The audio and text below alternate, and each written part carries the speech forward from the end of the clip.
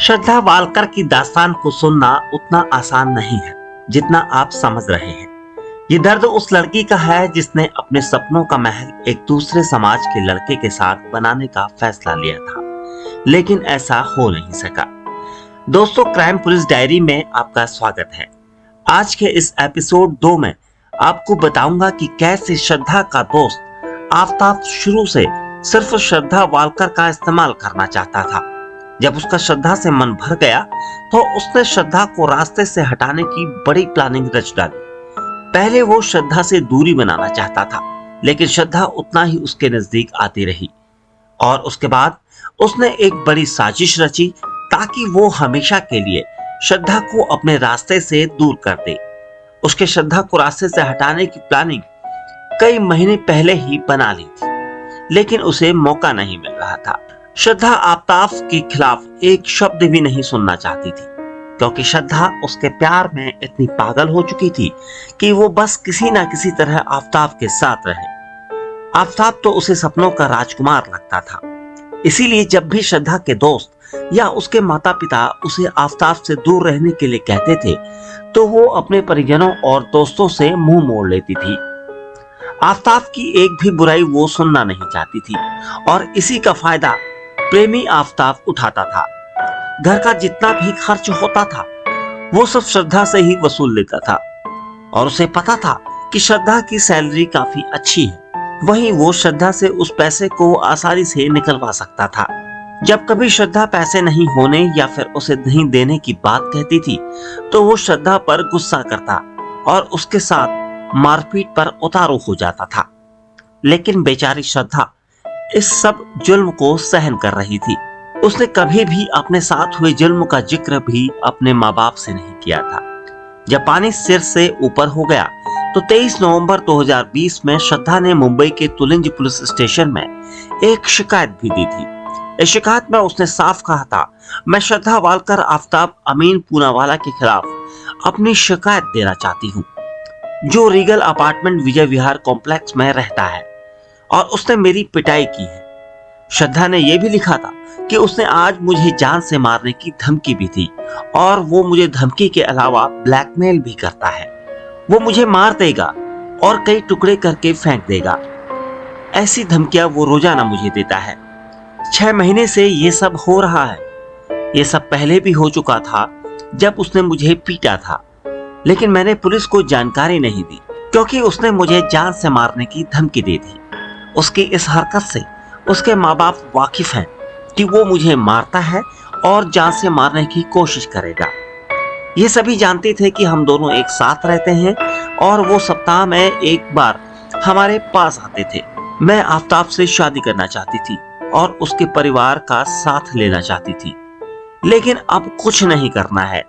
मैं उसके साथ रहने के लिए तैयार नहीं। श्रद्धा की शिकायत मुंबई पुलिस को उस वक्त मिली थी जब श्रद्धा बहुत परेशान थी, लेकिन मुंबई पुलिस अगर उस वक्त इस शिकायत पर गौर करती तो शायद श्रद्धा को बचाया जा सकता था। पुलिस कार्रवाई करती तो आरोपी आफताब को पकड़ा जाता और उसके बाद उसके साथ इस तरह का दुर्व्यवहार रोका जा सकता था, लेकिन ऐसा हो ना सका क्योंकि आफताब बेहद शातिर था। उसने चालाकी से अपने माँ बाप को श्रद्धा के पास भिजवाया और आफताब के माँ बाप ने श्रद्धा से अपने बेटे के किए पर माफी मांग ली। ये सब तब हुआ जब श्रद्धा गुस्से में आफताब से अपने संबंधों को तोड़ लेना चाहती थी, लेकिन श्रद्धा फिर भी नहीं मानी क्योंकि जो कुछ उन 6 महीनों में श्रद्धा ने झेला था उसे भुला पाना इतना आसान नहीं था। श्रद्धा चाहती थी कि आफताब को उसके किए की सजा जरूर देगी, लेकिन आरोपी आफताब के माँ बाप ने चालाकी से श्रद्धा को मनाना शुरू कर दिया। आफताब भी चाहता था कि उसके माँ बाप श्रद्धा के सामने गिड़गिड़ाए और वो साफ बच जाए, और वही हुआ। कुछ दिनों में आफताब के माँ बाप श्रद्धा को मनाने में कामयाब हो गए और पुलिस को दी गई शिकायत को श्रद्धा ने वापस ले लिया। श्रद्धा आफताब को दिलो जान से चाहती थी। उसके मन में यह था कि वो शिकायत वापस लेकर एक बार फिर अपनी उसी दुनिया में लौट जाएगी और आफताब ने जिस तरीके से आगे भविष्य में दुर्व्यवहार नहीं करने का वादा किया था वो उस पर अटल रहेगा, लेकिन ऐसा ना हो सका। श्रद्धा ने जितना कुछ सोचा था उसका विश्वास टूट गया। क्योंकि कुछ दिनों बाद ही श्रद्धा और आफताब में फिर से ही झगड़ा शुरू हो गया था। ये झगड़ा था घर का खर्च चलाने को लेकर मिलने वाले पैसे का, जिसे श्रद्धा को देना होता था। लेकिन श्रद्धा चाहती थी कि आफताब भी जब नौकरी करता है तो वो भी लिव इन में रहने वाले सभी खर्चों का बराबर का भागीदार होगा। इस बात को आफताब भली भांति जानता था और इसीलिए वो सारा खर्च श्रद्धा को देने के लिए दबाव बनाता था।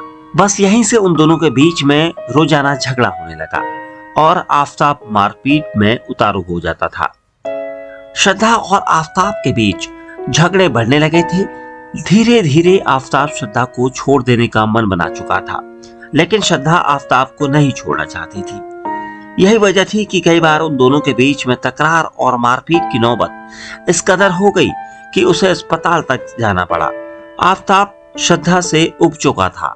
उसके संपर्क में कई दूसरी युवतियां आने लगी थी और वो डेटिंग ऐप के जरिए उनसे दोस्ती बनाने लगा था, जिसकी भनक श्रद्धा को लग चुकी थी और इसी वजह से उनके बीच झगड़े होने लगे। जब कई बार श्रद्धा को छोड़ने का मन बना चुके आफताब और श्रद्धा के बीच में फिर भी बात नहीं बनी, तो आफताब ने एक बड़ा प्लान बना लिया कि वो मुंबई के बजाय दिल्ली में जाकर श्रद्धा की हत्या कर देगा और उसके बाद वहां जंगलों में श्रद्धा की लाश को ठिकाने भी लगा देगा। इसी वजह से उसने अप्रैल में दिल्ली का रास्ता चुना और दिल्ली आकर वो दोनों छतरपुर के एक घर में रहने लगे। यहाँ पर भी कई बार उन दोनों के बीच में घर के खर्च को लेकर झगड़ा शुरू हो गया था और इसी वजह से वो मारपीट करता।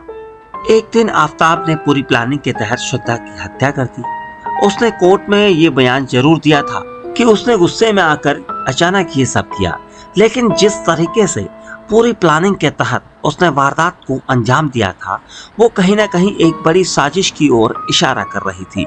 यही वजह थी कि हत्या करने के बाद उसने उसके ही बैंक खाते से पैसा निकालकर एक बड़ा 300 लीटर का फ्रिज ले लिया और वहीं उसकी लाश को कई दिनों तक उसके अंदर रखा। उसके बाद शव के टुकड़ों को अलग अलग जगह पर ठिकाने लगाने के लिए भी उसने काफी सामान लिया था। आफताब की ये ऐसी साजिश थी कि वो इस पूरे चक्रव्यूह से बच निकलना चाहता था, लेकिन धीरे धीरे समय बीत गया और 6 महीने बाद उसके बड़े हत्याकांड का पर्दाफाश हुआ। दोस्तों, अगले एपिसोड में मैं आपको बताऊंगा कि आखिर किस तरह से आफताब ने श्रद्धा की मासूमियत का फायदा उठाया और उसे कितने दिन उसकी लाश के साथ गुजारने पड़े।